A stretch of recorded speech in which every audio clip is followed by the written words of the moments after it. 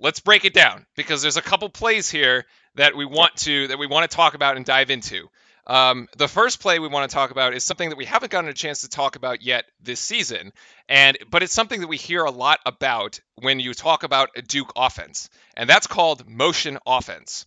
So a lot of teams in college will like run sets, and the coaches will call them out on the sidelines. But Duke, because we just have athletes. All right, we got athletes and a lot of positionless players. Coach lets them just play. So we want to break down, and he mentioned this specifically in his quotes after the game. He said, when we got down 10, we stopped calling sets and we just let them go. So here's one of the plays. Walk us through this here, Eric. Yeah, so this is going to end up leading to that Trey Jones three. So we start out with Cam, who has the ball here, and it's going to be a quick swing over to Alex O'Connell, and then Alex O'Connell is going to swing it down to Trey. But what's really happening is the floor is spread out.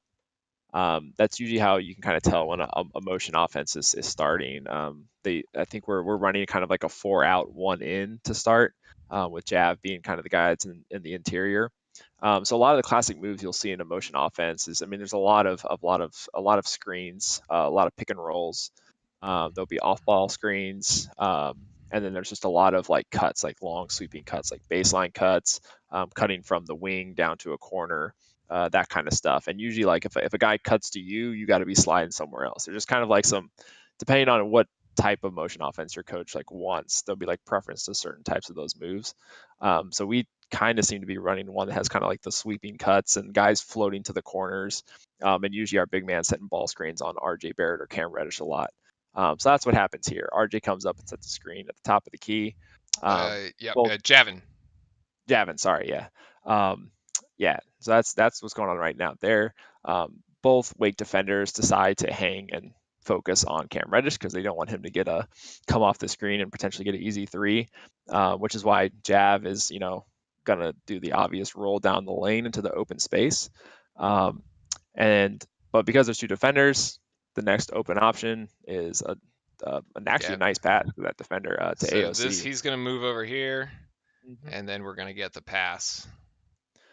Yeah, I mean, and I think in this particular situation, Cam was already kind of thinking he was going to pass to Alex O'Connell because he didn't really even give Jav a chance to complete the roll. But it's a nice kick. AOC knows it's coming. I mean, he can see his defender. He knows there's two other guys. He knows there's a guy in the middle of the paint because that guy hasn't moved since Jav came up to set the screen.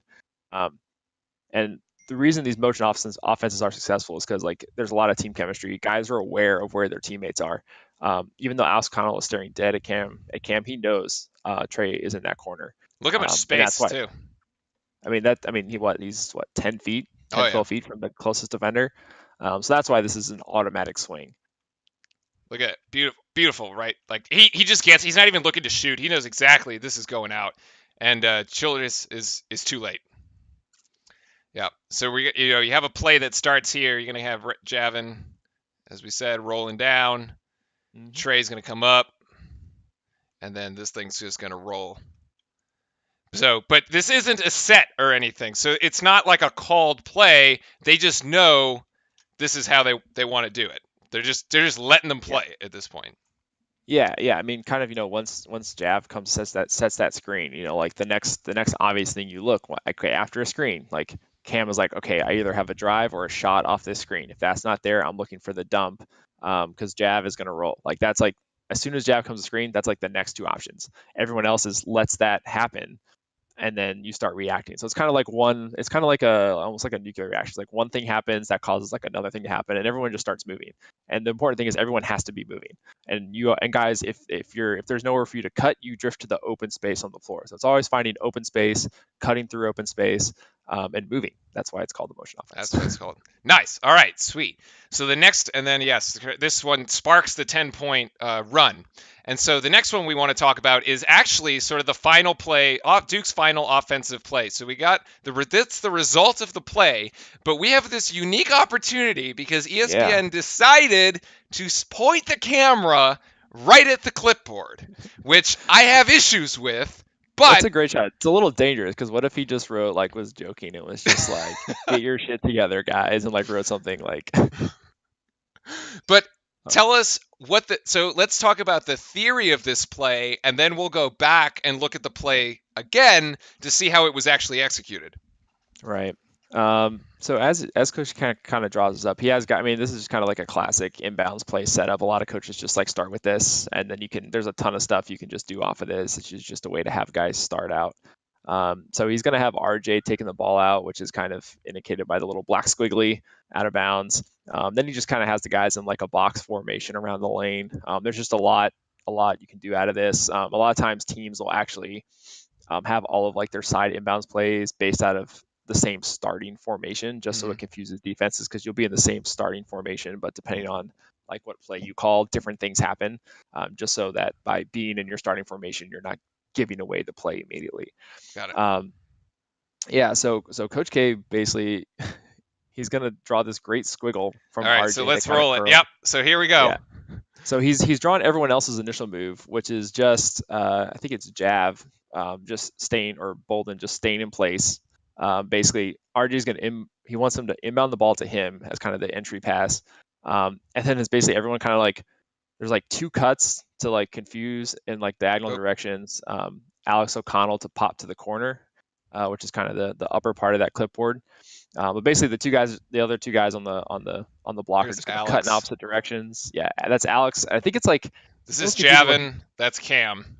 Yeah, I almost, because they kind of missed the glick there. Like I almost couldn't tell if they wanted Alex to like go and set a screen up top, or to like just whichever direction he wanted to go. Like I don't know, it was kind of hard to tell. But you're saying this is like an option route? Yeah, okay. It was just kind of like see whatever. But I mean, the next what he actually wants the first score attempt to be is like very obvious by this next. He wants Javin to the rim here, which is no, that's RJ. RJ, that's what I meant. Yes, that's an RJ drive, which is the emphasis on the squiggle, and he probably was just like saying something emphatic. You can see Coach K's fired up and his hands is shaking a little bit. He's probably just like, RJ, score that thing and slam that shit home. And they're first when we actually come out and execute this. All right, so here we go. So we're gonna flip. So here we go. So here's what it looks like. So let me roll this back for a sec. All right, so here we go. So here's our four guys. Yeah. So we're good here. Inbounding. Trey, Cam, and Jav and Alex all do what the play said to start. All right. Jav comes up just to get the ball. Wake Forest is like, yeah, Jav, you can catch that pass out there. Trey Jones is cutting down to the corner, trying to draw that defender away. Cam comes up, they kind of see a switch that can cause an issue with like Wake having to communicate like who to cover who, can create a switch situation. You're saying down here between these two guys. Right. Okay. Right. All right. Let's roll this forward here. So all right, Jav gives it up, and so at this point we have executed the play that coach has drawn up. And it's got to look pretty good, because you got Childress on RJ. There's like 6 inches worth of height difference here. Yeah. Although at Coach K's point, I think maybe he wanted Jav to kind of catch that pass a little like closer between the elbow and the arc, kind of more in that region, so that it could potentially be like a handoff screen for RJ to then just drive on. And because RJ kind of gets it, and he's in position to attack, which eventually does, but he doesn't drive, and he backs all the way back out and gets a second screen. So we didn't follow the initial intention, but then we react well. We're still keeping the floor excellently spread. Everyone's finding the open space. Jav comes at that second screen to kind of start the motion, because at that point you're kind of back in the motion offense. Like it's not the play anymore. Like that look was there. Maybe RJ just didn't feel like he had an extra step coming around that handoff. Because the play, there's your squiggly line. It didn't quite work. Yeah. It should have happened like right after he got the hand of the ball from Jav, but it just wasn't quite there. But at this point, this is the motion offense, super spread. There's a ton of room, and obviously the weak point is the middle right here, which he scores on two guys over. And he gets it to go. So another question here: did the announcer at this point said, look out because Wake is in a zone? Was the play that coach drew up designed to go against man? And is that one of the reasons why it sort of like broke down? Run it one more time. Let me see their defense. Yeah. So we're thinking that like they're thinking because they've been playing man all game, right? So like, but they actually come out here in.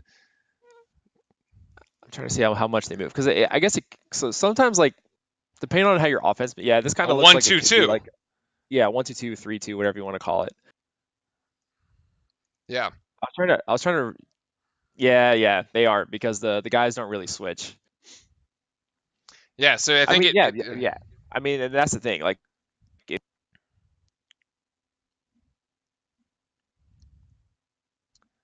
Oh, we lost like it. Yeah, we lost you there for oh, a sec, but you're back. You're good. sorry about that. Yeah, I mean, you can still screen a zone, which is why I think when he wanted him to hand it off to Jav, because Yep. that's going to draw those top two guys over there. Um, you can still screen that and create enough of an opening to drive. And and then if anything, if he turns that corner fast enough around that initial handoff where Jav should have probably set a better screen, um, the only other option is for the other top guy on the zone to have to commit to cut off that drive. At which point you have Cam or Alex open for threes, which is why they're on that side and Trey was on the weak side. Got it. All right. Cool. So there we go. There's our Wake Forest game. We're gonna bury that one 6 feet under in the spirit of March. Survive in advance.